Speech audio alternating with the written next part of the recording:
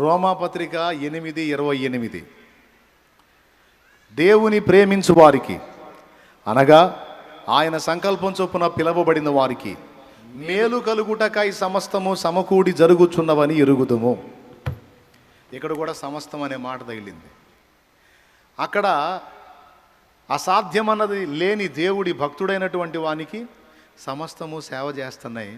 ఇక్కడ సమస్తము మేలు కోసమే సమకూడి జరుగుతున్నాయట. ఈ మాటలు మనల్ని ఒక మంచి ఆలోచనలోకి తీసుకెళ్తాయి. యేసు ప్రభుని నమ్ముకోకముందు, వినండి బాగా, యేసు ప్రభుని నమ్ముకోకముందు మన జీవితంలో మనకు ఎదురయ్యే పరిస్థితుల్ని మనం నెగిటివ్ వెర్షన్లో చూసాం, అంటే వ్యతిరేక కోణంలో చూసాం. ఇప్పుడు క్రీస్తు యేసులోనికి వచ్చిన తర్వాత దేవుడు మనకు అందిస్తున్న శుభవార్త ఏంటంటే, ఎప్పుడైతే నీవు నా వైపు త్రిప్పబడ్డావో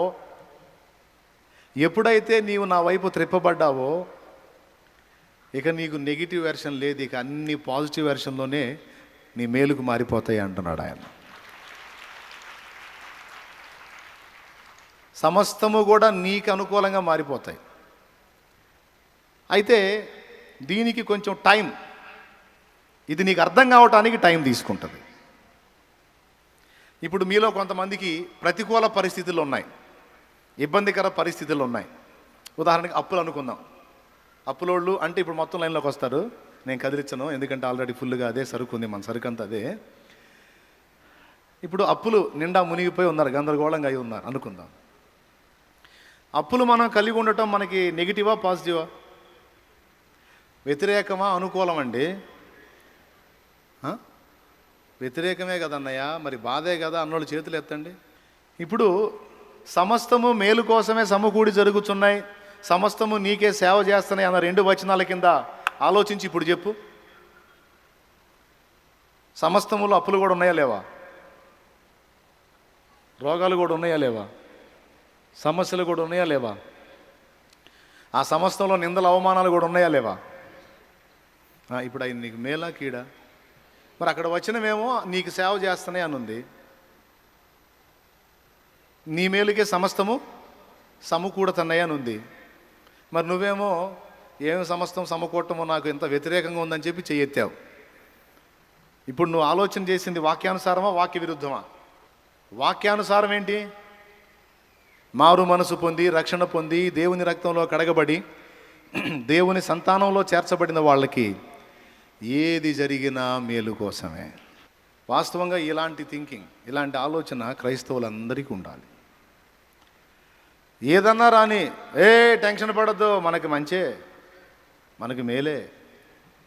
ఫలానోళ్ళు తిట్టారు, స్తోత్రం, మన మంచికే. ఫలానోళ్ళు ఇలా అన్నారు, ఓకే, స్తోత్రం ప్రభుకి, మన మంచికే. అన్నీ మన మంచికే వస్తాయి, అన్నీ తిరిగి మనకే ప్లస్ అయితే ఏం వర్రీ కావద్దు అని మాట్లాడటం అనేది యేసు ప్రభునందు ఉన్నోడు చేయాల, యేసు ప్రభునందు ఉన్న ఆమె చేయాల. నేను లేచి హుషారుగా అన్ని పనులు చేసుకోగలుగుతున్నాను, స్తోత్రం, మంచిదే. నేను లేవలేకపోతున్నాను, ఎక్కడ పడితే అక్కడ కూలబడిపోతున్నాను, స్తోత్రం, మంచిదే. ఎక్కడికంటే అక్కడ కూలబడిపోవటం మంచిదా? మంచిదే. ఎట్లా మంచిది? కూలబడిపోవటం వల్ల కదలకుండా ఒక దగ్గర కూర్చున్నావు, ఆరోగ్యకరంగా తిరిగే ఛాన్స్ ఉండి తిరిగితే ఏమో ఏ యాక్సిడెంట్ అయిపోతావో, స్తోత్రం. ఇప్పుడు ఆరోగ్యం బాగుంటే ఉన్న మనసాటు ఉండవు, తిరిగితే మరి ఎక్కడ ఏది వచ్చేసాడో తెలియదు సైతాను. కాబట్టి ఆ బలహీనత పెట్టి కూర్చోబెట్టాడు. ఆ ముప్పు తప్పిపోయిన దాకా కూలబడతావు, అది తప్పిపోయిన తర్వాత మళ్ళీ నీకు స్వస్థత ఇస్తాడు, పో అంటాడు. అలా అని ఎందుకు అనుకోకూడదు?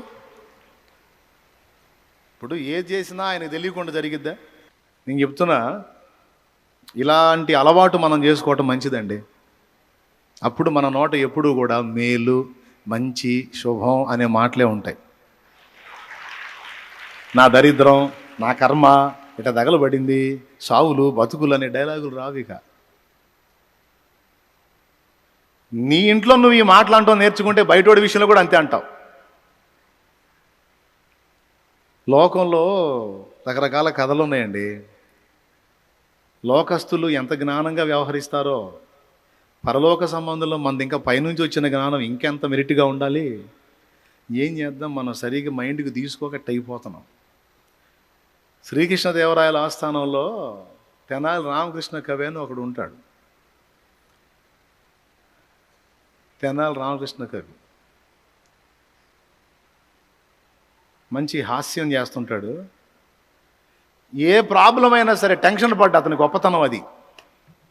టెన్షన్ పడ్డాడు, ఒత్తిడి గురిగాడు, నవ్వుతూ ఉంటాడు. ఏ ప్రాబ్లం అన్నారా అని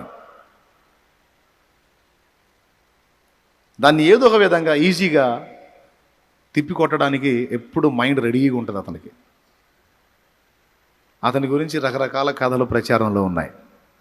ఈ తెనాలి రామకృష్ణ కవి అని, అంటే తెనాలి వాస్తవ్యుడట అప్పట్లో.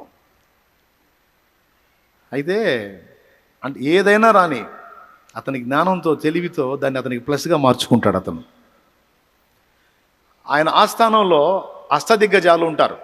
శ్రీకృష్ణదేవరాయలు అనే ఆయన ఆస్థానం, ఇది చరిత్ర అండి, ఇండియా హిస్టరీలో కూడా ఉంటుంది.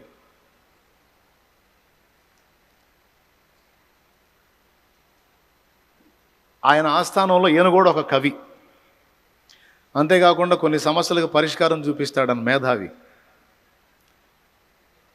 అయితే లోక జ్ఞానం ఏదన్నా రాని టెన్షన్ పడ్డు.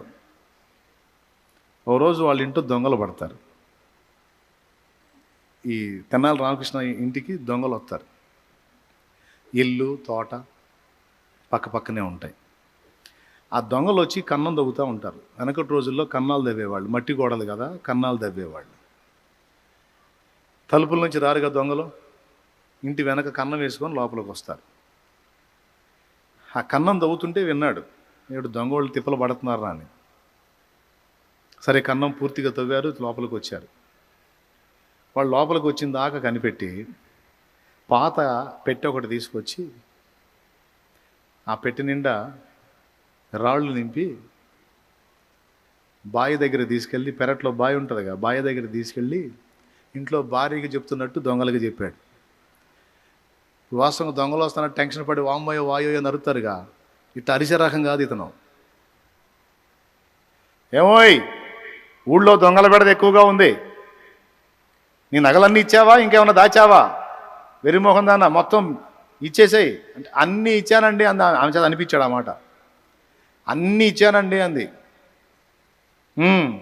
ఈ బావిలో వేస్తున్నాను, ఈ బెడద అయిపోయిన తర్వాత తీసుకుందాం ఏమిటి అన్నాడు. ఆమె ఎందాలే తర్వాత సంగతి వీళ్ళు విన్నారు, ఏడు దొంగలు విన్నారు.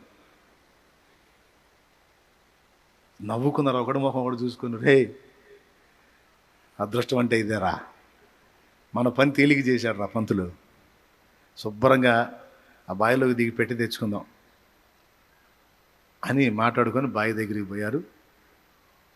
బావి చూస్తే పెద్ద బావిలాగేం కనపట్ల, చిన్న బావి. వాళ్ళదో ఒకడు అన్నాడు, రే దీనిలోకి దిగి తీసుకునే అవసరం ఏముందిరా, దిగితే ఎంత లోతు ఉంటుందో లోపల పిల్లబాయి ఉందని తెలియదు, కాబట్టి మనం దిగటం కంటే నీళ్ళన్నీ తోడేస్తే కాస్త లోతు తగ్గితే ఈజీగా పోయి తీసుకొచ్చుకోవచ్చు, ఏమంటాం. సరేరా ఇక తోట మొదలు పెట్టారు నీళ్ళు. ఇక నీళ్లు కాలువలై పారుతున్నాయి యాడికి, తోటలోకి. మనోడు ఏం చేస్తున్నాడో తెలుసా, చీకట్లో పార తీసుకొని వచ్చే నీళ్ళన్నీ చెట్లకు పెట్టుకుంటున్నాడు. వచ్చే నీళ్ళన్నీ చెట్ల పాదులకు పెట్టుకుంటున్నాడు. వీళ్ళు ఎంత తోడితే బావి తరిగిద్దండి, అదే ఓటాయా, ఇటు తోడే కొంది వస్తుంది. పోనీ ఇంతసేపు కష్టపడి తోడితే పెట్లో ఏమన్నా సొమ్ములు ఉన్నాయా, రాళ్ళు రప్పలు. చెట్లు మొత్తానికి పెట్టిన తర్వాత అన్నిటి తోడతామంటే మొత్తం కాల వల్ల మలుపుకున్నాడు, చెట్టుకి మలుపుకున్నాడు.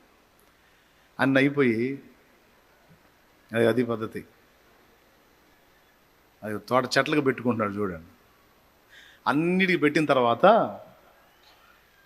ఇక తెల్లవారు మసక ఇప్పుతుంది. ఆ తర్వాత అబ్బాయి ఇక చాలు, బాగా కష్టపడ్డారు, మొక్కలన్నీ తడిసినాయి అన్నాడు. ఆ చేద అక్కడ పెట్టి పరారు, వాళ్ళు వెళ్ళిపోయారు. ఇప్పుడు చూడు, అంటే కీడు చేయటానికి వచ్చిన వాళ్ళని కూడా తన మేలు కోసం ఎలా వాడుకున్నాడో చూడండి. అవునా? అదే దడపడి ఆయాసపడితే వాళ్ళ చేత తన్నులు తిని ఉన్నాయని ఇవ్వాల్సి వచ్చేది. దేవునికి స్తోత్రం. రేపటి నుంచి 10th ఎగ్జామ్స్ కదా, పిల్లలకి దడలు గమ్ముతున్నాయి ఇప్పుడే. దేవునికి స్తోత్రం. పిల్లలు భయపడకండరా చెప్పండి, తల్లిదండ్రులు చెప్పండి, భయపడొద్దురా. భయపడితే జ్ఞానం ఎఫెక్ట్ అయిపోయిద్ది, జ్ఞాపక శక్తి పోయిద్ది. ధైర్యంగా ఉండాలి, సమస్తం మన మేలుకి దేవుడు తీసుకొస్తాడని. ఇలా 1 కాదు 2 కాదు, ప్రతిదీ నవ్వు పుట్టించే సంగతులే. గులాబీ తోటలో పూలు దొంగతనం చేశాడని ఆయన కొడుకును బంధిస్తారు సైనికులు. అడిగి తీసుకుంటే ఒప్పుకుంటాడు, కానీ కృష్ణదేవరాయలు దొంగతనం అంటే అస్సలు ఒప్పుకోడు. మహాకోపం, కఠిన శిక్ష విధిస్తాడు. ఎందుకు చేయాలరా దొంగతనం, అడిగితే ఎవరా అని కోపం. దొంగతనం అంటే ఊరుకోడు, అబద్ధాలు చెప్పినా ఊరుకోడు. సరే, కొడుకును బంధించి తీసుకెళ్తుంటారు. వాడి చేతిలో పూలు ఉంటాయి, వాడు కోసిన పూలు ఉంటాయి. తండ్రి ఎదురు వస్తాడు. వీళ్ళు అంటారు, రామకృష్ణ ఇదిగో నీ కొడుకును బంధించి తీసుకెళ్తున్నాం, వీడు పూలు దొంగతనం చేశాడు, అదిగో చేతిలో పూలు, మీ వాడికి శిక్ష ఖాయం, మన రాజుగారు ఊరుకోవడం తెలుసు కదా అంటారు. ఇతను అంటాడు, అయ్యా సరే వెళ్తే వెళ్ళేవలే, కానీ ఎండగా ఉంది, నెత్తి నీ వేసుకోయని నెత్తి మీద ఆయన పైన కండం ఉంటుంది కదా తువాలు, అది తీసి వాడు నెత్తినేస్తాడు. నెత్తినేసి జాగ్రత్తగా వెళ్ళాయా అంటాడు. నీకు భయం లేదా, నీ పిల్లవాడిని తీసుకెళ్ళి అరెస్ట్ చేసి తీసుకెళ్తున్నావు, నీకు టెన్షన్ లేదా, ఒత్తిడి లేదా అంటే ఆయన అంటాడు, నోరుంటే వాడే బతుకుతాడులే అని పోతాడు. నెత్తి మీద కండ వేశాడు, నోరుంటే వాడే బతుకుతాడులే అని ఇంటికి వెళ్తాడు. కొడుకు ఆలోచన వచ్చింది, నెత్తి మీద కండ వేశాడు, నోరుంటే వాడే బతుకుతాడు అన్నాడు, ఎందుకన్నాడు ఈ మాట అని వీడికి డౌట్ వచ్చింది. ఆలోచించి చేతిలో ఉన్న గులాబీ పూలు తడవకి 2 పూలు తింటుంటాడు, వాడు తినేస్తాడు.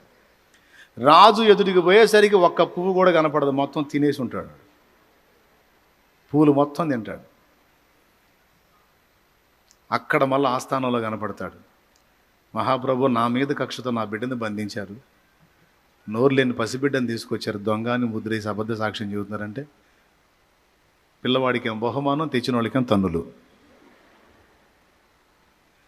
సమస్యని టెన్షన్ పడకుండా కీడును కూడా మేలుగా మార్చుకోవటం అనే దాన్ని నేర్పడానికి పెద్దోళ్ళు అలాంటి కథలు కల్పించారు అనుకుందాం. కానీ కొన్ని నిజంగా జరిగినవి ఉన్నాయి, బాగా వినండి. ఇప్పుడు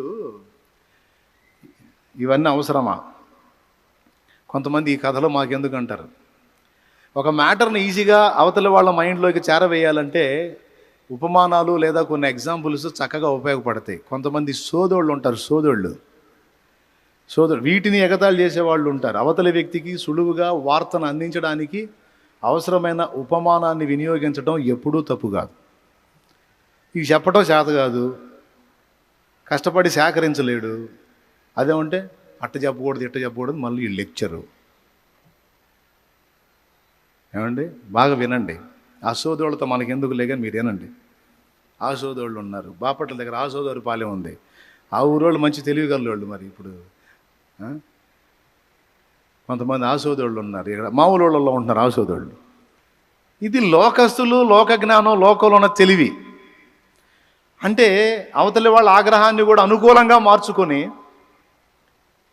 తనకు మన్నన తెచ్చుకునే విధంగా ప్రవర్తించడం, వ్యవహరించడం, లోకంలో ఉన్న అన్యుడికే అన్ని విషయాలు తెలిస్తే, క్రీస్తు యేసునందుండి సమస్తము నీ మేలు కొరకే సమకూడి జరుగుతున్నవని స్పష్టంగా వాక్యంలో రాయబడి ఉండగా కూడా ఇంకా భయం గుప్పెట్లో, ఆందోళనలో, కలతలో, కన్నీళ్లలో, కృంగుబాటులో, కుములుటలో బతుకుతున్న నీ సంగతి ఏం చెప్పాలి నేను ఇప్పుడు?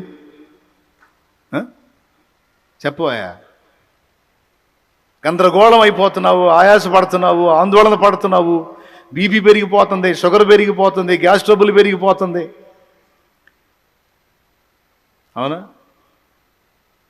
దేవుణ్ణి ఎరగని అన్యుడే ప్రతి దానిలో కూడా పాజిటివ్ కోణంలో వెతకాలని నేర్చుకొని అన్ని సక్సెస్ అయితే, దేవుణ్ణి ఎరిగిన నీకు నాకు మరి ముఖ్యంగా పాజిటివ్ థింగ్స్ అవసరమా లేదా? అన్ని వ్యతిరేకంగా ఆలోచించుకునేటట్టు సైతానుగాడు మనల్ని భ్రమ పెడతాడు. ఇది వచ్చింది చూడు, ఇది నీ కొంప ముంచిద్ది, అది చూడు అది నీకు నష్టాన్ని కలిగించింది, వామ్మ ఇది చూడు ఎలా జరిగింది, అసలు ఊహించావా, అనుకున్నట్టే అయ్యింది, జరిగింది, అది ఇదని అన్ని నెగిటివ్ థాట్స్ తీసుకొచ్చి చివరికి అయ్యే నీకు ప్రాప్తమయ్యేటట్టు సాతాను కుట్ర పన్నుతున్నాడని నీకు తెలుసా?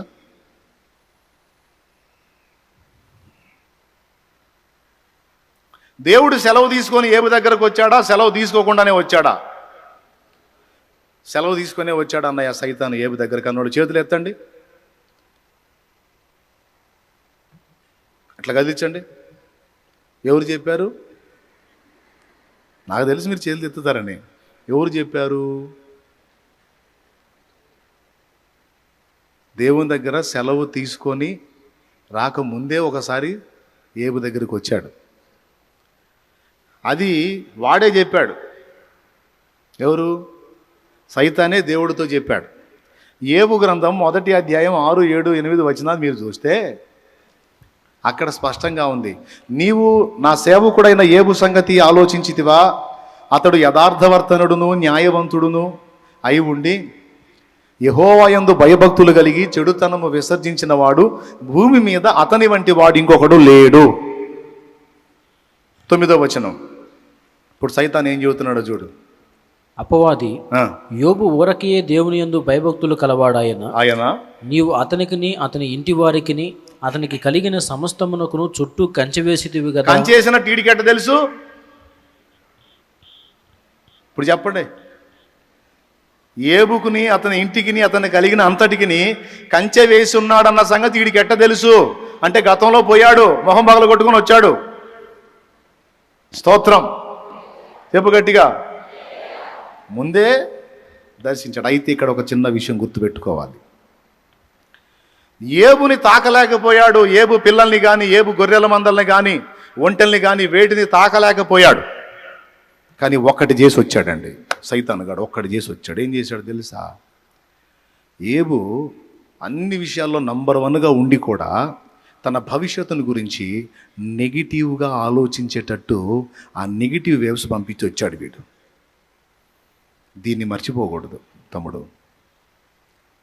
వాడు మన దగ్గరకు వచ్చి మనల్ని పీడించడం కాదు, మనకు దూరంగా ఉండి కూడా నెగిటివ్ థాట్స్ని మనకు పంపించి మనల్ని శోధిస్తాడని మీరు ఎరుగుదురా?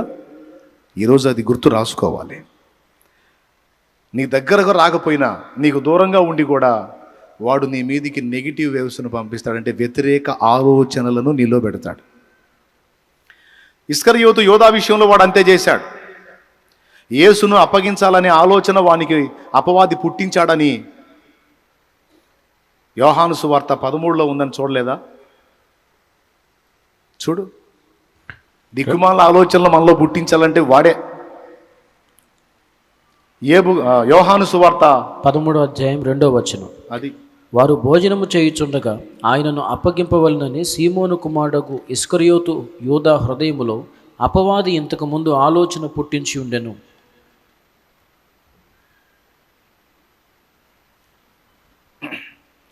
ప్రియులారా, మనకి దిక్కుమాలిన ఆలోచనలు పుట్టించడానికి వాడేం దేవుడు పర్మిషన్ తీసుకోవాల్సిన అవసరంలా. మళ్ళీ ఒకసారి చూద్దాం, మీకు వినపడదుగా అందుకని. మనకి దిక్కుమాలిన ఆలోచనలు పుట్టియడానికి వాడు దేవుడి దగ్గర పర్మిషన్ ఏం తీసుకోవాల్సిన అవసరంలా. మనల్ని వచ్చి అటాక్ చేయడానికి, దాడి చేయడానికి మాత్రం దేవుని పర్మిషన్ తీసుకోవాలి. కానీ దరిద్రపు ఆలోచనలు మనకు పుట్టియడానికి వాడు దేవుని దగ్గర పర్మిషన్ తీసుకోవాల్సిన అవసరంలా. ఇస్కరియోతు యోధాను అలా చేశాడు, ఏబును కూడా అంతే చేశాడు. అప్పటిదాకా ప్రశాంతంగా ఉన్న ఏబు ఈ దరిద్రుడు సమీపంలోకి వచ్చి, నీ భార్య చక్కగా నీకు విధేయత చూపుతుంది, జీవితాంతం ఇలానే ఉంటుందంటావా? ఏమో, ఆమె నీ మీద రివర్స్ అయిద్దేమో. నీ పిల్లలు 10 మంది పచ్చగా ఉన్నారు, బాగున్నారు, జీవితాంతం ఇలానే ఉంటారంటావా? ఏమో, వాళ్ళకేమన్నాయి చచ్చిపోతారేమో. నీకున్న సిరి సంపదలు, ధనధాన్యాలు, పేరు, పలుకుబడి ఆట్యకాలం ఉంటుందంటావా? ఏమో, మొత్తం పోతాయేమో. ఉక్కు శరీరం లాగుంది నీ బాడీ, సూపర్గా ఉంది, ఏమో రోగగ్రస్తం అయిద్దేమో, రోగం వచ్చిద్దేమో. అబద్ధాలు ఆడకుండా నిజాలు చెప్పండి. మీకు కూడా అప్పుడప్పుడు కలిగినాయా లేవా? కలిగినాయి అన్నోళ్ళు చేయొద్దండి. అరే నాకు కలిగితే ఇప్పుడు ఎత్తండి, నాకు కలిగితే మీకు కలగవేంది? షో చేయొద్దు, చెప్పండి ఏమేం కలిగినాయి అంటే. ఇప్పుడు నేను చెప్పినవి దాదాపు కలిగినాయి కాదు, కలుగుతున్నాయి, అప్పుడప్పుడు కలుగుతాయి కూడా. ఇప్పుడు దేవుడు అన్ని విషయాల్లో కృప చూపి ఏదో మంచిగా దొర్లిస్తున్నాడు కదా బండిని. ఇప్పటిదాకా దొర్లిచ్చినాడు, ఇక ముందు కూడా దొర్లిస్తాడు కదా. ఇప్పటిదాకా దొర్లింది, ఇక ముందు మళ్ళబడేది ఏముంది? ఆయన చూసుకుంటాడుగా అని ఎందుకు అనుకోవు? అనుకోవు. అలా అనిపించేవాడు పరిశుద్ధాత్మ. ఏమో అలా ఎందుకు ఉంటుంది, ఏమో రివర్స్ అవ్వచ్చేమో అని దిక్కుమాల ఆలోచనలు కలిచే సైతానుగాడు.